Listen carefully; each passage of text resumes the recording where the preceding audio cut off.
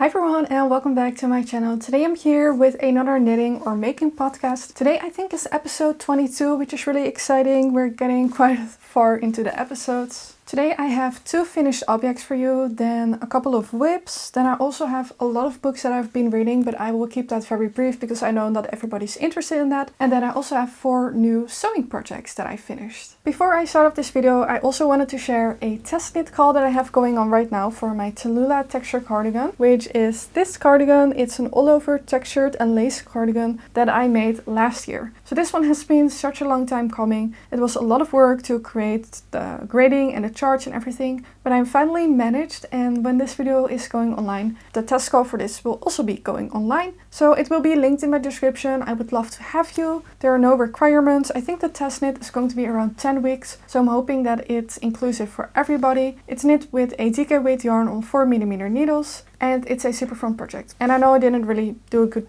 job like right now, but I will share some pictures and you can see for yourself and see if you want to join. So let's get started with my first finished object, which was also my last summer knit. And this one I actually shared in my last knitting video because I shared 10 knitting patterns to end summer with, and I felt quite inspired by my own video.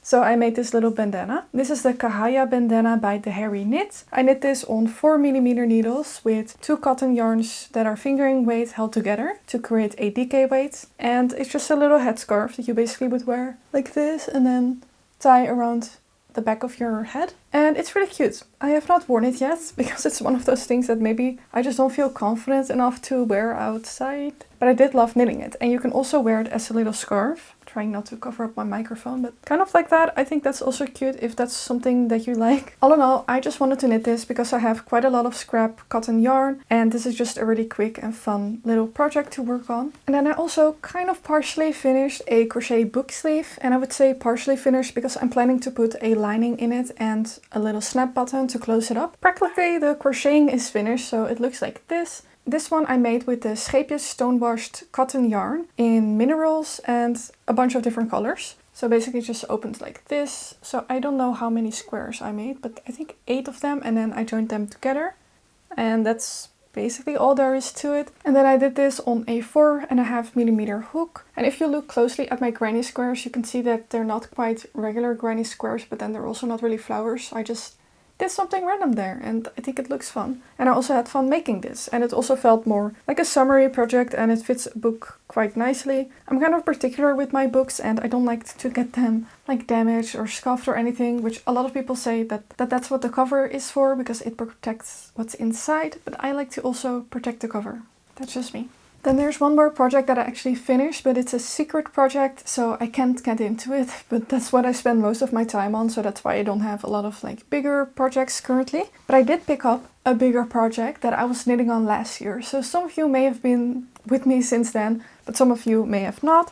What I'm talking about is the Sweet Shop blanket by Penrose. I started this around the time that the pattern was released, and I made about 3 squares. Then it kept like being in the back of my mind that one day I would like to pick it up and make a blanket for myself. And it wasn't until I stayed with family where they have a garter stitch blanket, and I just find it so comfortable that I felt a lot of motivation to pick up my own garter stitch blanket back up. So I've worked on it quite a lot. And of course, I think it has been like 3 weeks since my last knitting podcast, but this progress has all been during 1 week. So I've been knitting on this quite intensively because, like I said, I had the secret project going on and I knit most of that before that. But then I finished, and then I was like a free-for-all. I could knit anything that I want. And this was the thing that I chose. I think I'm just feeling like knitting plain garter stitch and a little bit of a mindless project, especially after the design that I just finished. And then I'm also doing 2 other designs right now. So this just feels like the perfect in-between. And I love all the colors so far. It's a really nice scrappy project, and it's knit on 4mm needles. My main color is Drops Lima in a neutral color. I believe it's color 01. And then of course a bunch of scrappy yarns. So these 3 squares were the ones that I started with, just like a triangle, and then got all of these new ones. And I also love that some of these scraps are left over from projects, so I can get like a little reminder every time that I look at it from what the project was. So this, for example, was from my Hermione hat. This was my colorwork sweater from Petite Knit that I'm now forgetting the name of. And then this one was my pressed flower shawl, and there's just so many projects in here and it's super fun. So I've been really enjoying working on this. But when I'm not working on this, I'm working on a new design. So some of you right now may be already familiar with the name Fiona Flower Fest. I think this is a project that I also started somewhere in March, so it's almost half a year ago. And I was not really happy with my first sample. I found myself not really wanting to pick it up and start knitting on it, which to me is a bad sign because it's my own design. I should be excited to continue it, and I wasn't. So I decided to give that project a break for a very long time, and now I've kind of reinvented it. So the idea is the same, that it's gonna have embroidered flowers on top, which is why it's called the Fiona Flower Fest. And then I basically changed everything else, but it's still a vest. So this is the back. I now have this diamond lace pattern in the center instead of on the side to really enhance that, and of course a lot of bubbles. And then here I have some seed stitch, lace, twisted stitches, seed stitch again, with an European drop shoulder, which I always really enjoy that construction. And then I've started to work on the front. And then here I'm gonna have that same diamond lace cable with bubbles, and then it's going to have seed stitch on the side and then some lace and then seed stitch again. Super cute. I'm excited to get this going. I kind of have a deadline going on that this needs to be finished by the end of next week, so I have about 7 days or something to get this done, which seems relatively doable since it's on 5mm needles and it's a vest, so I'm hoping that it will go quickly. The reason I have a deadline for it is because I have all my designs planned out for next year and then also this year. So I need to keep up with the deadlines. Anyways, I'm doing this with 2 strands of yarn held together. It's these 2 yarns by Long Yarns. I chose 2 different yarns because this one, the Atlanta, has some acrylic in there, so it has a little bit of a fluff, kind of like a mohair yarn would have. And then this one is just a merino, so it's a lot more smooth. So I didn't want to have a completely smooth yarn, but also not too fluffy. So I think these make a really good pairing. And they're both in the color Nougat, I think is how you pronounce the name. And I basically got these yarns because the store that I usually would go to, they didn't have any mohair yarns, which was very strange. So I had to come up with an alternative. I think I would have rather used a DK weight yarn with a mohair or something like that, but this is what I'm ending up with. So I'm really loving the process of this design so far, and I'm excited to see where that will go. And then I also have another design on my needles, but I really have not made a lot of progress on that, but I will show you nonetheless. And this is going to be a cardigan that's going to be released, I think, in December. So I'm not in a rush or anything to finish this. It does not have priority at all. So I don't think you will see this project again in my next knitting podcast, but I am going to show you. I basically started just this little piece for the back. And right now it's just plain white, unlike a lot of other projects, because as you can see, it doesn't have anything going on. It's just a plain piece of stockinette. But this project is going to have color work, so we're gonna do stranded color work, and then it's going to have bubbles and probably some type of texture, and then a drop shoulder design. It's going to be super cute, and I do have a sketch for it, but I'm not a good drawer, so I will spare you that. What I can show you though is the yarns that I have picked out for the color work. So the main yarn that I'm using and that I just showed is Drops Lima again, the same one that I'm using for my blanket, which is such a nice and basic yarn. And then for my color work, which are going to be flowers, I'm using Long Yarns Merino 200 and then Long Yarns Alpaca Super Light, which is what I wanted in that store, but they don't have it anymore. It's kind of my favorite yarn, I think. So this is a beautiful combination in this dusty pink color. So this is a fingering weight yarn with a lace weight. Then I also have that in a lilac color. And then for the actual stems of the flowers, I have this beautiful foresty green color. So that's super sweet. And yeah, I really want to know where that's going to go, this design. But like I said, it doesn't have any priority, so I don't really see myself knitting on this. I probably would rather knit on the blanket then. Then I do have one little thing that I want to start soon. And it's kind of random. I'm going to be making some type of strawberry crochet keychains with a YouTube tutorial. I will link the YouTube tutorial that I'm thinking about following below. There's no way that I'm going to figure out how to do this myself. But I got some yarns for it, and they're all cotton yarns. These are all Scheepjes Cotton 8, I think is the yarn. Yeah, Scheepjes Cotton 8 in these lovely colors. And I'm making this for a coworker that is going to be leaving soon, which is kind of sad. So I wanted to give her a little gift. She is very into strawberries and all things Hello Kitty. So I might also crochet a Hello Kitty, but I'm not sure yet. And I'm going to crochet it on such a small hook size. I'm kind of scared,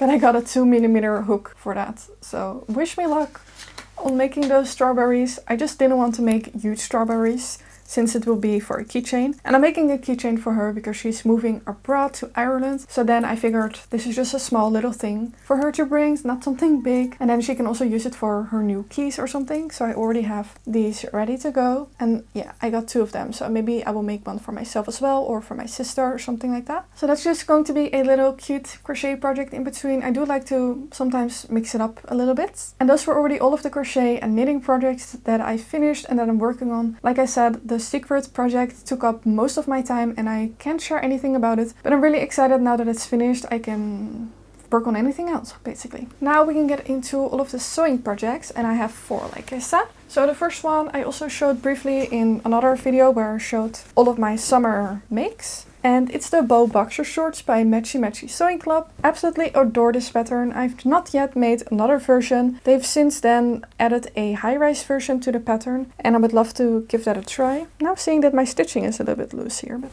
I'll fix that maybe.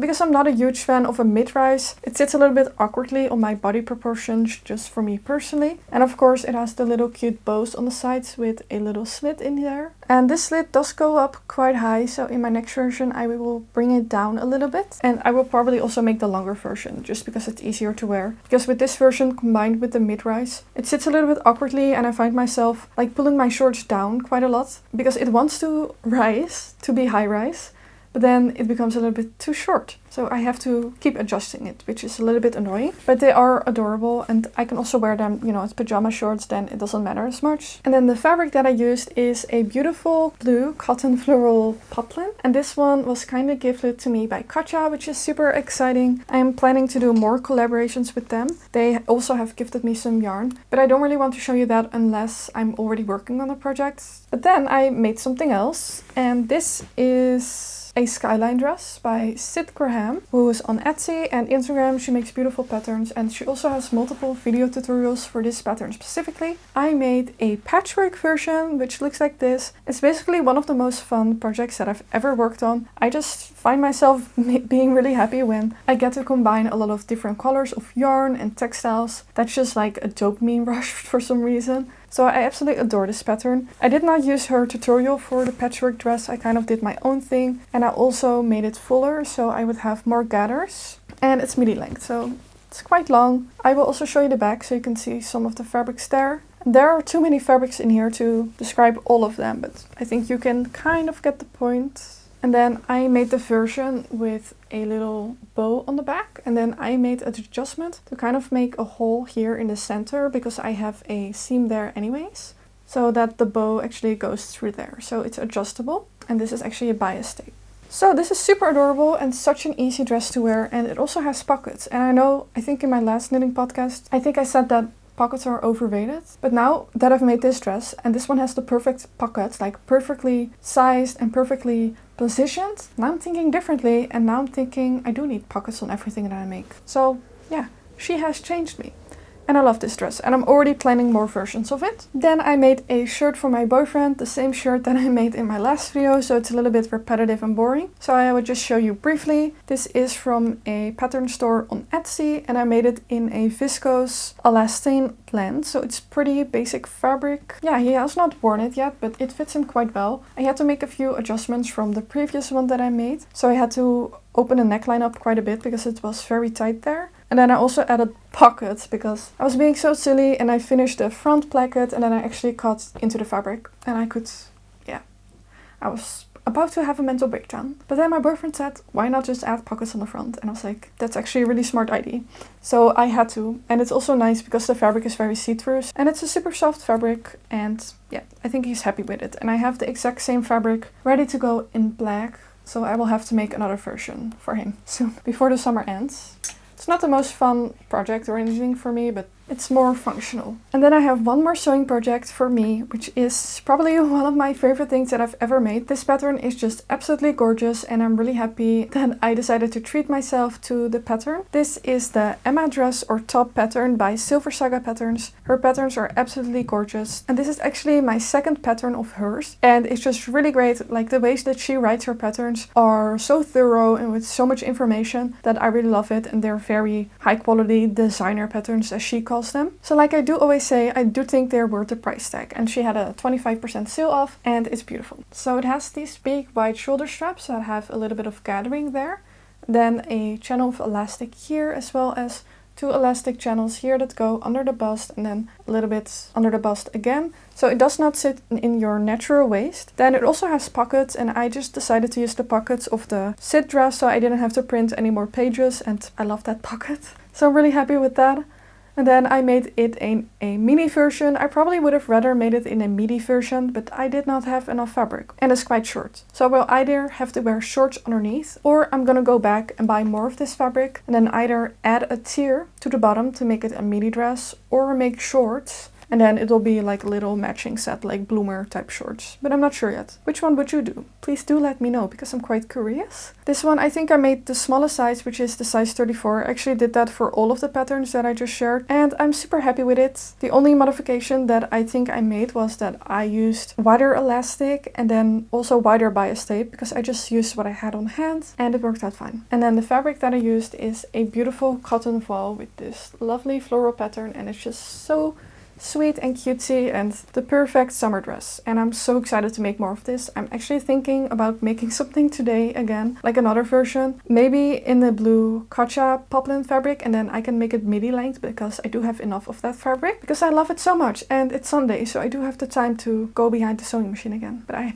have to think about it. So those were all of my sewing projects, and now I have just the books left to show you. Some of those I read on my Kindle and then others were read physically. So first off, I read Just for the Summer by Abby Jimenez on my Kindle, and I absolutely loved Just for the Summer. I actually rated it 5 stars because it was just the perfect type of romance. I actually also found out I don't really love a lot of spice in books, and I love a romance where it's more of an emotional connection and there's more of a mental health aspect and more of a bond, really. And this one has that all, and it's super cute and I would really recommend. And then I read the sequel to Once Upon a Broken Heart, which is the Ballad of Never After, which looks like this. I actually also read it on my Kindle because I was able to get it for €1, but then I do have the physical copy because I adore this series and I wanted to have the whole series. So that's the book. And I also rated this one 5 stars, and I would just say that the ending is absolutely amazing and I have no words for this book. And then I read the final part of Once Upon a Broken Heart series, which is A Curse for True Love. Rated this one 4.5 stars. It's just not as good as the second book, but it was still amazing and very entertaining. And I just love Evelyn, Jean and Jax. They are the best characters ever.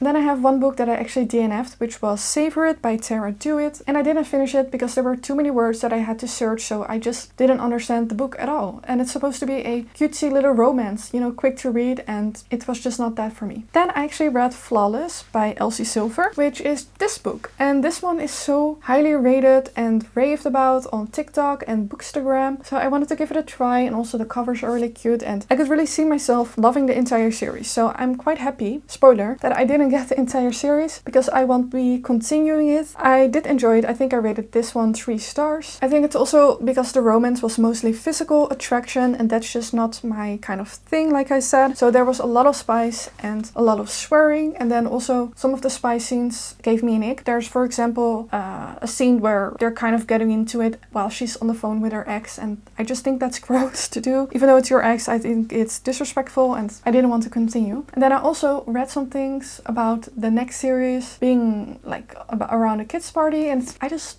don't want to do it. So I'm not going to continue the series. Then I read Next of Kin by Hannah Bonham Young. Rated that one also 3 stars. Maybe that one deserves actually 3.5 stars, because I do know that I really loved the beginning of it, and the children I thought were really cute in this book. But it just was not the best, and it kind of went on too long. And then the final book that I read was actually an audiobook. I was not interested in audiobooks at all, but I decided to give it one more try. And I'm listening to the book on BookBeat, or I listened. So it was in Dutch, which I was a little bit hesitant about, but it turned out alright. It's an incredibly long book. I think it has 500 pages, so that's quite a lot for a romance. So the audiobook was 20 hours long, and it only took me 3 days. So I think that says enough. It was very spicy, but you can skip those scenes if that's not what you're into. Sometimes I did skip them a little bit because they were kind of long. It starts off being more of a physical attraction, but then it turns into more, which I really like. So I rated that book also with 3 stars. So those were all of the things that I've been working on this past 3 weeks. Everything that I finished, all the books that I've read. If you don't want to hear about my knit and chat, then I will leave you here and say thank you for watching. And if you're staying around, then let's just keep going. So I'm gonna be knitting on my sweet shawl blanket naturally because it's just so nice and mindless. And I wanted to talk about a few different things. First of all, I never share like any podcast recommendations, which I don't know why I don't, but there are a couple of podcasts that I would love to mention, and I could describe them all and say all of the things that I love about all of these people, but instead I'm just gonna link them below and say that these are my top favorites, and all of these wonderful women have such sweet personalities and I just adore them, and they made me happy on any day. Then I also wanted to give a little health update because in my last podcast I also talked about just having a lot of health issues at the time and thinking about maybe that I have endometriosis. So actually right now I'm doing pretty good. I do still have the pain in my legs despite going to physiotherapy for around 5 appointments, which cost a lot of money and it didn't really give the results that I maybe would have wanted. But I do have a doctor's appointment scheduled for around somewhere in September. So that really cannot come soon enough, honestly, because I just have so many questions right now, and kind of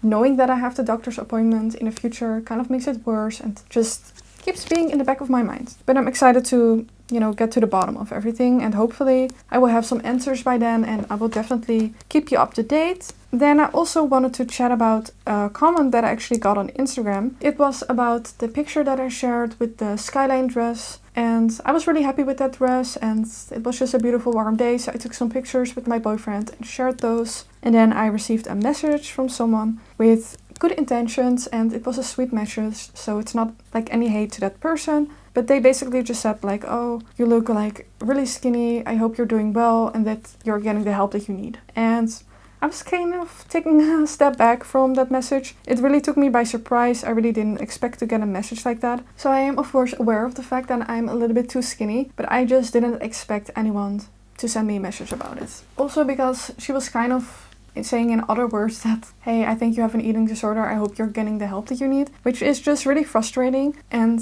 I will be honest and say that I have struggled with eating behavior in the past, but that's not the case right now. So I've gotten to a point that I'm really proud of and that I'm actually doing really well. And then for someone to come and say, oh, I hope you're getting the help that you need, like, it stung a little bit, I will be honest. Since when is it okay to comment on somebody's body? It's always the case when you're slim or skinny that people kind of just feel that they can share anything about your body. But when someone is bigger, they don't. And of course, it's never right to comment about somebody's body in the way that they look, whether they're skinny, fat, or somewhere in between, or whatever the hell it is. So even though I know that this person didn't have any wrong intentions and that it was with a kindness in their heart that they did share that message with me, I didn't like it at all.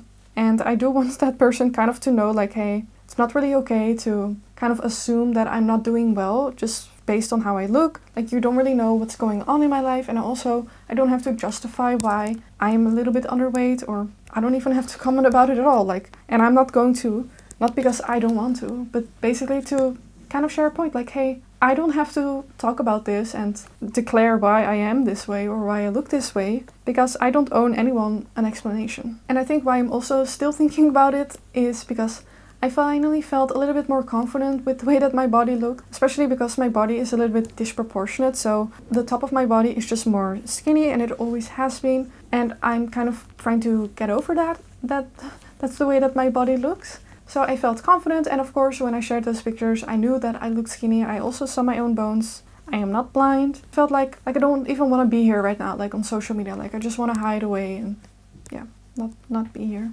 But I'm going to try to still get over that, and my new dresses, I'm going to continue to wear them even though I look skinny in them. And I know a lot of people probably think that's a good thing, but I just want to blend in basically with other people. And I think that was all for my knit and chat. It was a little bit of a rant at the end there, so I hope you don't mind. I'm just going to be knitting away on my sweet shawl blanket probably today, and maybe make another Emma dress because I love that pattern and I would really recommend. And of course, as always, all the patterns that I shared will be linked down below. And for now, I wish you all a very happy day, happy knitting, and I will hopefully see you in my next video. Bye bye!